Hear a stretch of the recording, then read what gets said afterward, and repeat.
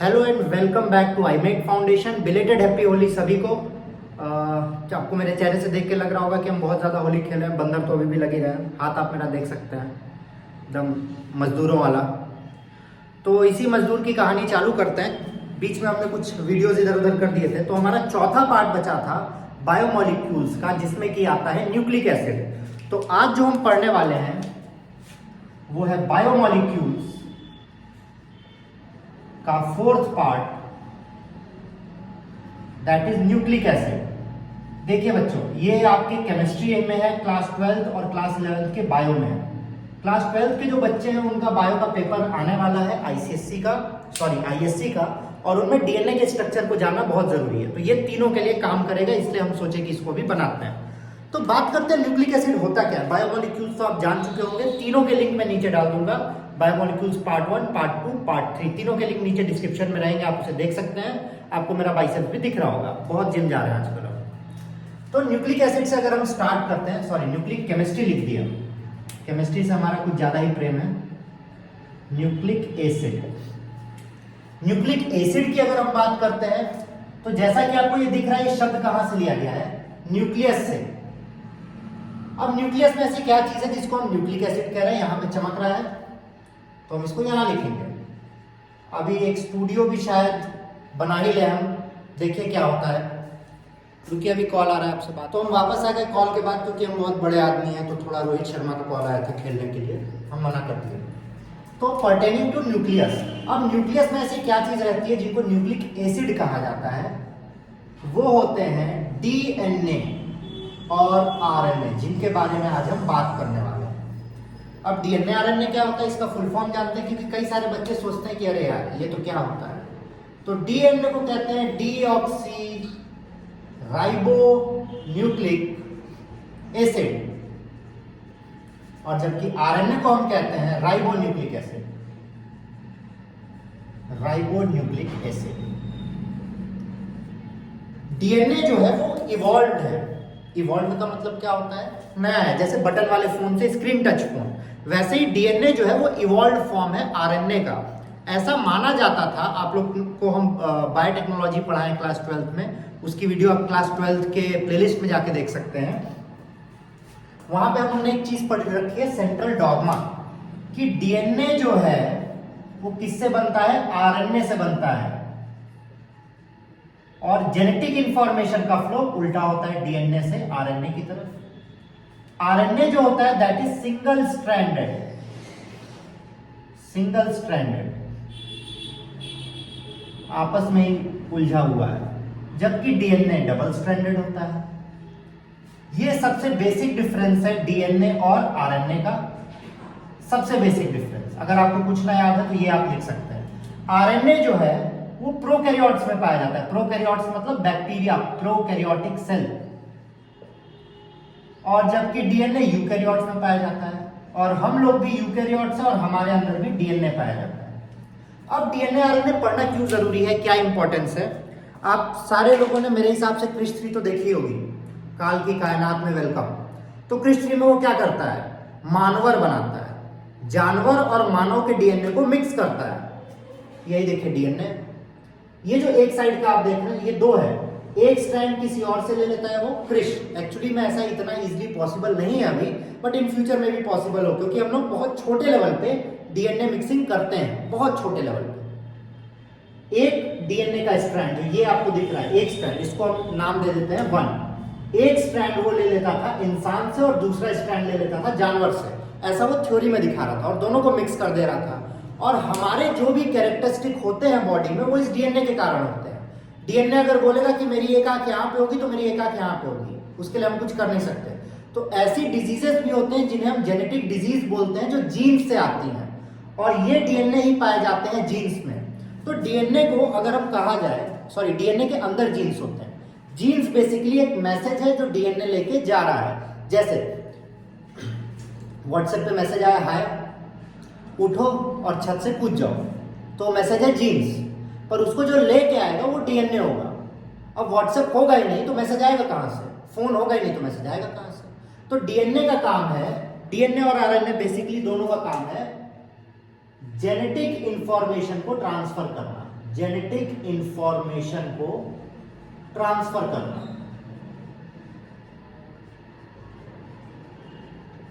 Genetic क्या होता है? जेनेटिक बेसिकली पुश्तैनी होता है, जो एक जनरेशन से दूसरे जनरेशन में आ रहा है। मेरे पापा से मेरे में आया था, मेरे से मेरे बच्चे में जाएगा, उसके बच्चे में जाएगा, उसके बच्चे में जाएगा, उसके बच्चे में जाएगा, तब तक धरती खत्म। अब बात करते हैं डीएनए आरएनए का बेसिक स्ट्रक्चर क्या होता है, जिससे हमें पता चलेगा। अच्छा, हमें स्टार पास मिल रहा है गूगल पे से। गूगल पे वाला मेरे ऊपर बहुत मेहरबान है, आजकल बहुत पैसा दे रहा है। मतलब वो मिलता नहीं है, कहता है कि आपको मिलेगा, वो मिल ही रहा है। तो डीएनए के सिंपल स्ट्रक्चर की बात करते हैं। पहले तो आपको सिंगल स्ट्रेट चेन दिखाते हैं कैसा होता है। डीएनए का एक स्ट्रैंड और ये रहा डीएनए का दूसरा स्ट्रैंड। सीढ़ी जैसा होता है बेसिकली।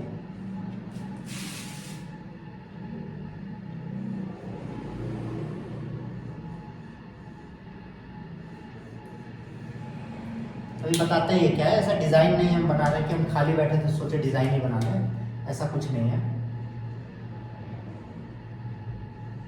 हो सकता है ये इस साइड भी आ जाए। चलिए आपको दिखाई देते हैं, नहीं तो आप गुस्सा हो जाएंगे, कहेंगे कि कुछ भी बताते रहते हैं, पागल टाइप के। तो ड्राइंग मेरी ज़्यादा सुंदर है, हाथ कांप रहे हैं।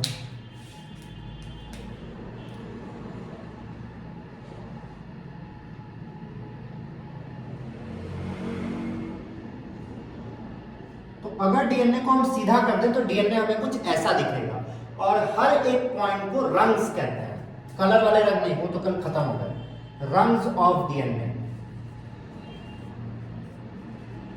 और ये जो आपको कलरफुल लोग दिख रहे हैं, ये कलरफुल लोग एक्चुअली नाइट्रोजनस बेस है। Nitrogenous base.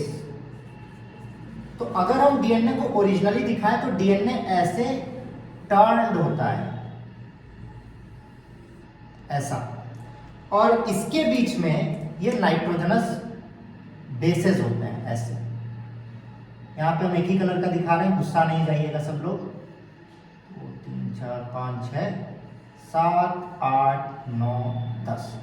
देखिए 10 बेस पेयर ऑफ डीएनए जो होते हैं, ये 10 बेस पेयर हैं, इनके बीच 34 एंगस्ट्रॉम की दूरी रहती है, दैट इज फिक्स्ड।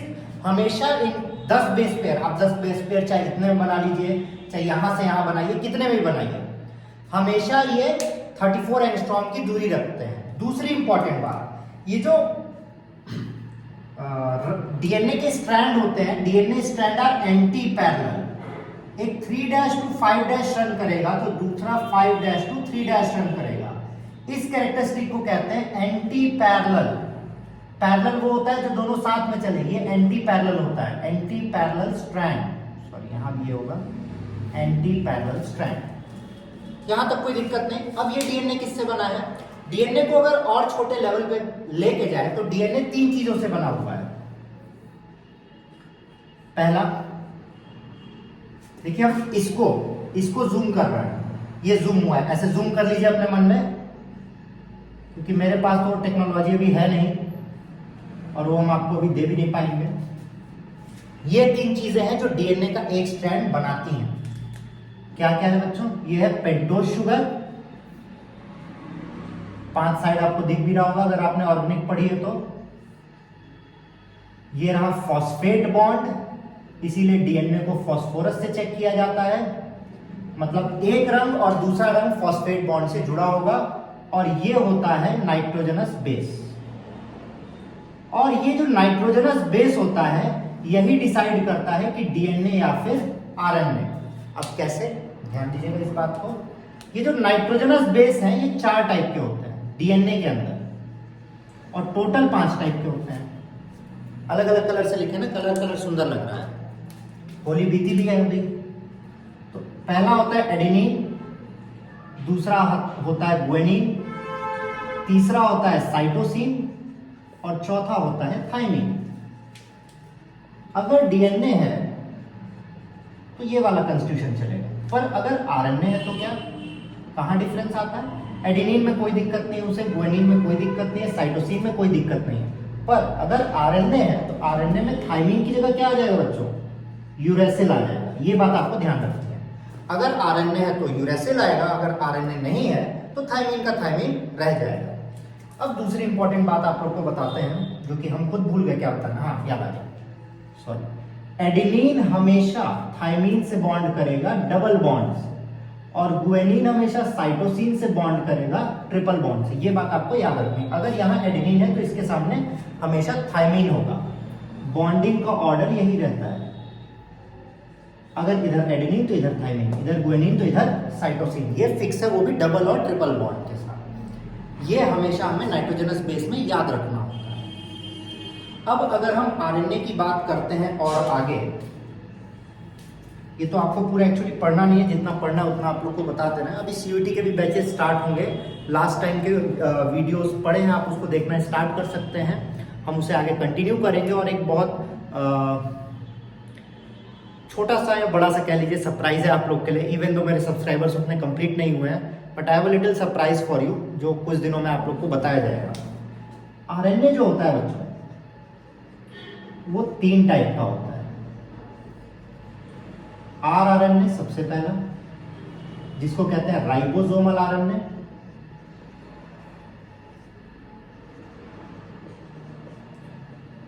फिर आता है एमआरएनए, जिसको कहते हैं मैसेंजर आरएनए, जो मैसेज ले जाने का काम करेगा। और तीसरा आता है टीआरएनए, जिसको कहते हैं ट्रांसफर आरएनए। ट्रांसफर आरएनए का स्ट्रक्चर कभी कभी आप लोग से पूछ लेता है, मतलब पूरा बनाने को तो नहीं पूछेगा, बट पूछ लेता है कि किस तरीके का दिखता है। तो टीआरएनए का जो स्ट्रक्चर दिखता है उसे कहा जाता है clover leaf model. Clover leaf model मतलब वो ऐसा दिखेगा, कुछ क्या पूरी तरीके से ऐसे दिखता है वो। तो ये था आपका न्यूक्लिक एसिड। न्यूक्लिक एसिड के बारे में आपको सब कुछ बता दिया गया है। यहाँ पे हमारा वीडियो खत्म होता है। Signing off. Like share subscribe करना बिल्कुल भी नहीं भूलिएगा। Happy Holi, bye bye and wait for the surprise. Signing of.